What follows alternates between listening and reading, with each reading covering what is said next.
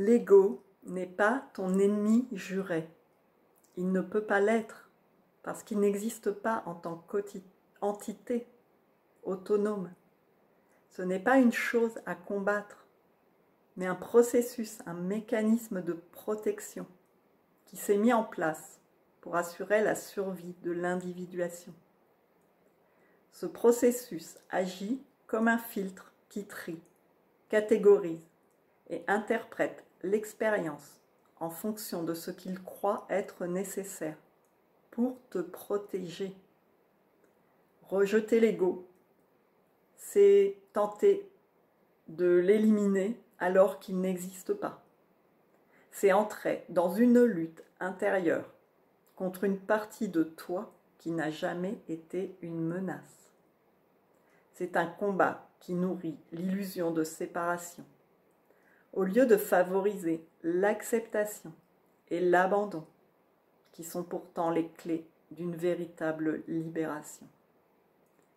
L'ego n'est pas un adversaire, c'est un serviteur.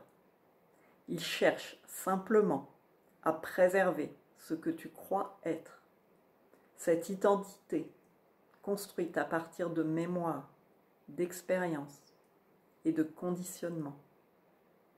Ce qui est intéressant, c'est que l'ego fonctionne toujours sur la base du passé. Il s'appuie sur ce qu'il a appris, ce qu'on lui a transmis, et sur les interprétations qu'il en a tirées. Il juge en permanence. Ceci est bien, ceci est mal, non pas par sagesse, mais parce qu'il tente de te garder dans un cadre sécurisant.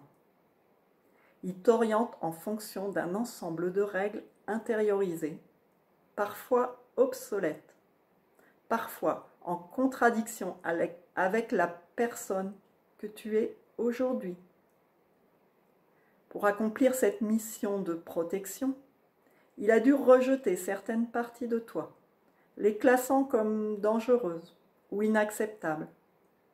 Chez certains, ce sera l'orgueil, chez d'autres, l'ambition, l'expression des désirs, ou la colère, la liberté, la peur de l'argent. Tout ce qui a été jugé comme pouvant nuire à l'acceptation ou à l'amour a été enfoui dans l'ombre. Mais ces refoulements ne disparaissent pas. Ils créent des tensions, des peurs irrationnelles, des désirs interdits qui viennent hanter l'esprit comme des fantômes. Se reconnecter à son être profond, c'est dépasser ce filtre. C'est voir que ce qui a été intégré et ce qui a été rejeté ne sont que des constructions mentales destinées à créer un moi acceptable. Ce masque que nous portons, ce rôle que nous jouons pour survivre socialement, est une illusion. L'ego ne sait faire qu'une seule chose: comparer, évaluer, interpréter, toujours en fonction du connu. Il ne peut pas percevoir l'inconnu, l'immensité de ce que nous sommes, au-delà de l'histoire personnelle et de cette identité douloureuse. L'ego, c'est un peu comme les lunettes à travers lesquelles nous voyons le monde. Mais ces lunettes ne sont pas la réalité. Elles sont juste un filtre. Alors, plutôt que d'essayer de tuer l'ego, ce qui reviendrait à lui donner encore plus de réalité et d'importance, pourquoi ne pas simplement reconnaître sa nature? Voir que ce n'est qu'un processus, qu'une pensée parmi d'autres, et qu'il n'a aucun pouvoir autonome. C'est en cessant de le prendre pour une entité existante que l'on cesse d'être à sa merci.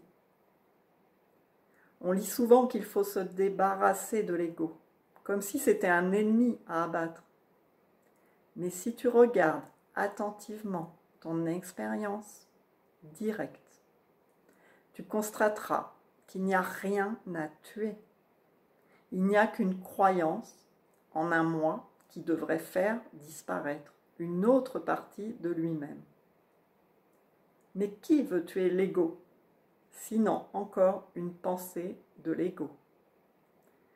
Croire qu'on doit le combattre, c'est encore lui donner une réalité qu'il n'a pas.